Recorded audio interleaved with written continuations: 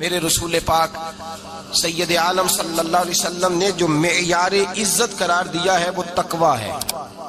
قرآن مجید نے جو معیار عزت قرار دیا ہے وہ نہ کسی بڑے کا بیٹا ہونا، نہ کسی اعلیٰ نسل خاندان سے ہونا، یہ بھی وقار کی علامتیں ہیں. لیکن قرآن مجید نے کہا کہ ان اکرمکم عند اللہ اتقاکم، فرمایا اللہ کے نزدیک اس کی عزت زیادہ ہے جو اللہ سے زیادہ ڈرتا ہے. اور متقی نماز پڑھنے والے کو نہیں کہتے، متقی روزہ رکھنے والے کو نہیں کہتے، متقی حج کرنے والے کو نہیں کہتے، یہ بھی یاد رکھیں. متقی پرہیزگار اس شخص کو نہیں کہتے جو صدقات و خیرات زیادہ کرتا ہے. متقی پرہیزگار اس کو کہا جاتا ہے جو گناہوں سے بچتا ہے، جو غلطی نہیں کرتا وہ پرہیزگار ہے، جو گناہ سے حد الامکان کوشش کرتا ہے بچنے کی وہ پرہیزگار ہے. قرآن مجید نے کہا کہ اللہ کی نظر میں اس کی عزت ہے جو زیادہ پرہیزگار ہے، جو اللہ سے زیادہ. حضرت عبداللہ ابن مسعود رضی اللہ تعالیٰ عنہ سے کسی نے پوچھا تھا حضرت جی بڑا عالم کون ہوتا ہے، بڑا عالم کون ہوتا ہے؟ تو آپ فرمانے لگے زیادہ باتیں کرنے کا نام علم نہیں. کہا حضور پھر علم کس بات کا نام ہے؟ فرمایا جو اللہ سے زیادہ ڈرتا ہے وہ بڑا عالم ہے. اس لیے کہ قرآن مجید نے کہا انما یخشی اللہ من عبادہ العلماء، اللہ سے اللہ کے وہ بندے ڈرتے ہیں جنہیں اللہ نے علم عطا فرمایا ہے، وہ ڈرتے ہیں. تو عزت کا پہلا معیار ہم سمجھتے ہیں بڑی گاڑی، نوکر چاکر، آنا جانا، یہ سارے باعث عزت ہیں. قرآن مجید نے کہا نہیں، تو اگر سمجھتا ہے نا میں وہ نواب خاندان سے ہوں، چودھری ہوں، تو میں باعث عزت ہوں. حضرت بایزید بسطامی کے پڑوس میں یہودیوں کا پیشوا رہتا تھا، آپ کی مخالفت کرتا، ساری زندگی اس نے مخالفت کی. یہودیوں سے بڑا مانتے تھے، اس سے کوئی غلطی ہو گئی سارے اسے چھوڑ گئے.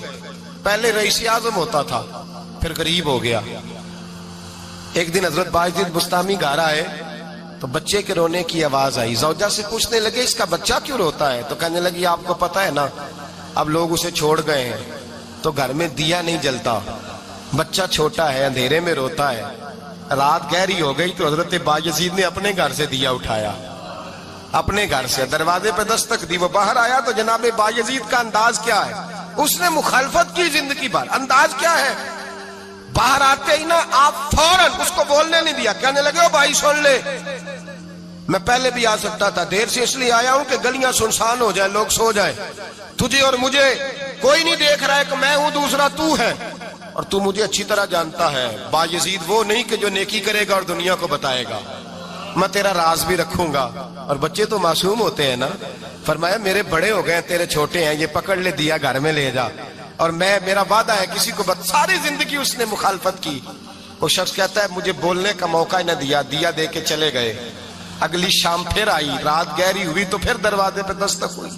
میں باہر گیا، نیا چراغ، نئی بتی، نیا دیا. کہنے لگے دیکھ کوئی نہیں دیکھ رہا، میں اس وقت آیا ہوں جب تنہائی ہو، اور تو مجھے جانتا ہے میں غلط بات بھی نہیں کرتا، یہ دیا رکھ لے، میں کسی کو بتاؤں گا بھی نہیں. کہتے چلے گئے. تیسرا دن آیا تو وہ یہودی کہتا ہے میرے صبر کا بندھن ٹوٹ گیا، میں ٹوٹ گیا. ان کی نیکی نے مجھے خرید لیا، ان کے معاف کرنے نے ان کی عزت میرے دل میری روح میں بڑھا دی. کہتے ہیں جب دروازے پہ دستک دی میں باہر آیا، انہوں نے دیا تھمایا. کہنے لگے دیکھ بھی کوئی نہیں رہا، اور تو مجھے جانتا ہے میں مصطفیٰ کا غلام ہوں، میں جھوٹ بھی نہیں بولتا، میں بتاؤں گا بھی نہیں، تیرا راز رکھوں گا. کہتے ہیں انہوں نے دیا تو اس یہودی پیشوا نے شور مچانا شروع کیا. کہنے لگا مسلمانوں باہر نکلو، یہودیوں باہر آؤ، عیسائیوں باہر آؤ. شور مچ گیا، لوگ چھتوں پہ چڑھ گئے. کیا ہوا کیا ہوا؟ کہنے لگا یہ بایزید ہے، میں یہودیوں کا پیشوا ہوں. میں نے ساری زندگی جھوٹے الزام لگائے، ساری زندگی اس کو بدنام کرنے کا ہر حربہ استعمال کیا، جو مجھ سے بن سکتا تھا میں نے کیا.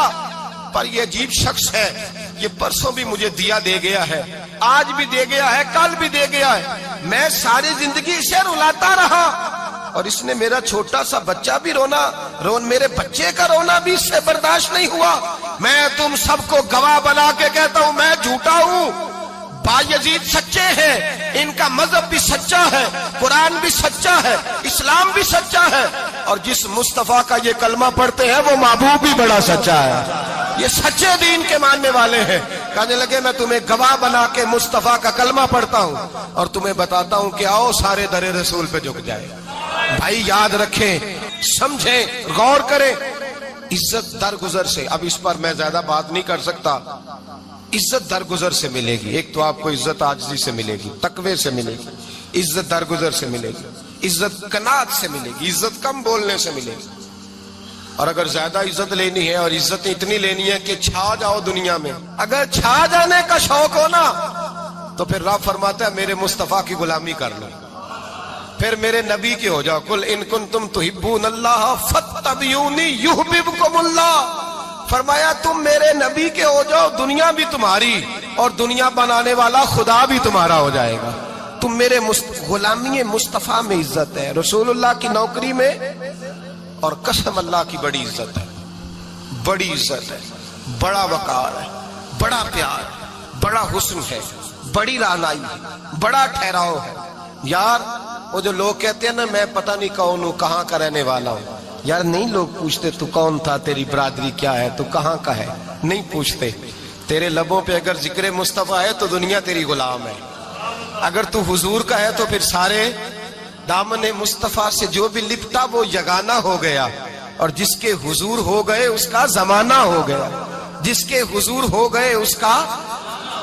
اقبال کہتے ہیں قوت عشق سے ہر پست کو بالا کر دے، اور دہر میں اس میں محمد سے اجالا کر دے، اور کی محمد سے وفا تو نے تو ہم تیرے، کی محمد سے وفا تو نے تو ہم تیرے، یہ جہاں چیز ہے کیا لوح قلم تیرے۔ رسول اللہ کی غلامی عزت دیتی ہے، نبی پاک کی نوکری، اللہ کرے آپ بول پڑے آمین کہنا، نبی پاک کی غلامی عزت ہے، حضور کی غلامی۔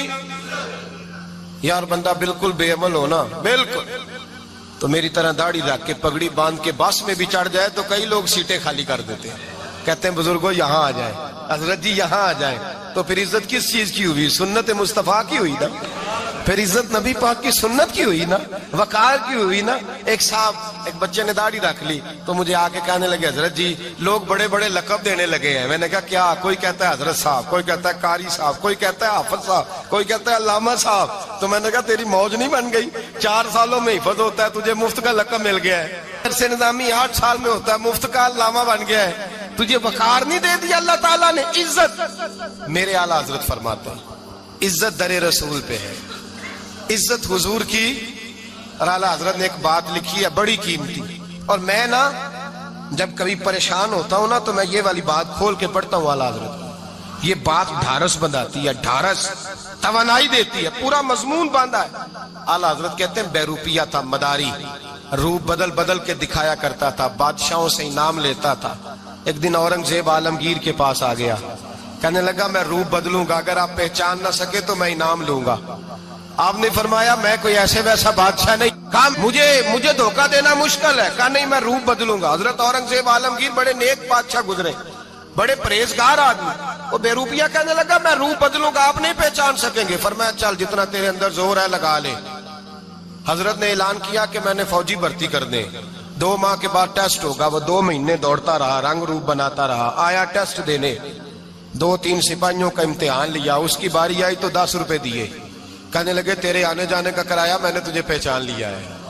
کچھ دنوں کے بعد جانے لگے سفر پر تو بھکاری آ گئے خیرات مانگنے، اس نے بھی سارے منہ پر سیاہی مال لی، کپڑے پھاڑ لیے، سر کے بال منڈا لیے، بھویں تک کٹا لی، بدرنگ ہو کے آیا، کاسا آگے کیا تو حضرت نے 10 روپے ڈالے، کہنے لگے تیرے آنے جانے کا کرایہ میں نے پہچان لیا ہے۔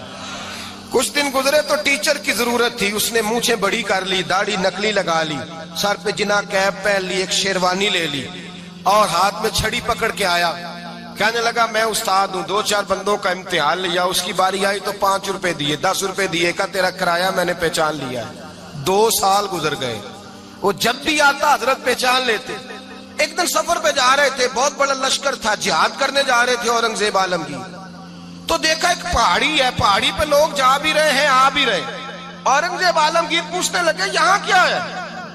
کہنے لگے ایک بابا جی بیٹھے ہیں دعا کرتے ہیں، اللہ کے نیک بندے ہیں۔ اورنگزیب کہنے لگے یار پرانے لوگ سارے ہی اللہ والوں کو مانتے، یہ بھی مصیبت آئی ہے جتنی نہیں آئی ہے، سارے لوگ ہی مانتے۔ کہنے لگے ذرا میں دعا نہ کرا لوں، اچھے کام جا رہا ہوں۔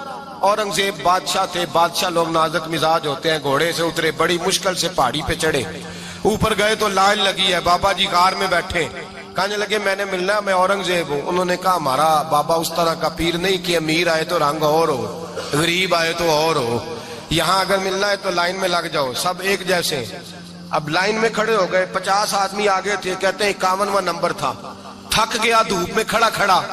جب میں پہنچا غار کے دہانے تو میں نے بابا جی کے چہرے پہ نظر ڈالی تو بڑا نورانی چہرہ، بڑی خوبصورت لب و لہجہ۔ میں نے کہا میرے جیسا آدمی بھی پگڑی باندھ لے تو اچھا لگنے لگ جاتا ہے، بڑا خوبصورت انداز۔ کہتے ہیں میں ان کے پاس اتحیات کی حالت میں بیٹھ گیا۔ میں نے کہا حضور میں جا رہا ہوں جہاد کرنے، دعا کرنا۔ بزرگوں نے ہاتھ اٹھائے، اللہ اس کی مدد فرما، دین کو غلبہ عطا فرما، اسے دین کا سچا پکا سپاہی بنا۔ پھر تھپکی دی، 2-4 نصیحتیں بھی کر ڈالی، دیکھنا ظلم نہ کرنا، زیادتی نہ کرنا، جب تو جیت فخر نہ کرنا، غرور نہ کرنا، نصیحتیں بھی کر دی۔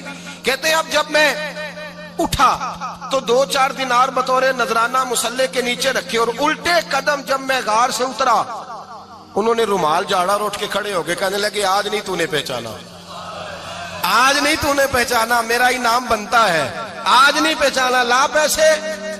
اورنگزیب کہنے لگا یار تو نے حد کر دی، کہاں چڑھا کہاں کھڑا رہا، دھوپ میں تھک گیا، کمال کر دی بھائی تو نے، بتا تو کیا لے گا، اب تو دیکھ جلدی بتا، وہ کتنے لوگ پیچھے دھوپ میں کھڑے ہیں، لشکر سارا کھڑا ہے، کیا لے گا؟ اس نے کہا سب سے قیمتی ہیرے وہ ہیں جو تیرے سر کے تاج میں لگے ہوئے ہیں، مجھے تیرا تاج چاہیے۔ او بھائیو سننا اور یاد رکھنا، میرے اعلیٰ حضرت کہتے ہیں بادشاہ نے سر کے اوپر سے تاج اتارا، بہروپیے کے قدموں میں رکھا اور کہنے لگے یہ لے، اور یہ تو تیرا مانگنے پر میں نے دیا ہے نا، میں واپس آتا ہوں تو آنا میں اپنی مرضی سے بھی تجھے دوں گا، تو نے اورنگزیب جیسے بندے کو دھوکہ دیا، آنا میں اس وقت بھی دوں گا۔ وہ دے کر بس بات ختم ہو گئی، حد ہو گئی، دے کر کہتے ہیں جب میں پلٹا نا واپس، بہروپیے نے آواز دی بادشاہ ٹھہر جا، تو میں نے پلٹ کے دیکھا تو کہنے لگے یہ اپنا تاج لے جا، اٹھا اور لے جا۔ میں نے کہا 2 سال بیت گئے تجھے محنت کرتے، آج قابو آیا تو لے جاؤں، کہنے لگا لے جا، مسئلہ سمجھ میں آ گیا۔ میں نے کہا مجھے بھی تو سمجھانا، کہتے ہیں وہ پھوٹ پھوٹ کے رویا، اس کی آنکھیں برس پڑی، سیلاب کی طرح آنسو بہ نکلے، تڑپا اور رو کے کہنے لگا بادشاہ میں نے جھوٹ موٹ رسول اللہ کی غلامی اختیار کی تھی، جھوٹ موٹ کی داڑھی، جھوٹ موٹ کی پگڑی، جھوٹ موٹ کا فقر، میں نے جھوٹ موٹ نبی پاک کا لباس پہنا ہے، تو تیرے جیسے بادشاہوں کے تاج میرے قدموں میں آ گئے ہیں، اگر میں سچ مچ رسول اللہ کا غلام بنوں گا تو اللہ کیا کچھ عطا فرمائے گا، اللہ کتنی نعمتوں سے نوازے گا۔ میرے اعلیٰ حضرت کیا فرماتے ہیں؟ اعلیٰ حضرت فرماتے ہیں فرشتے بھی کرتے ہیں تعظیم میری۔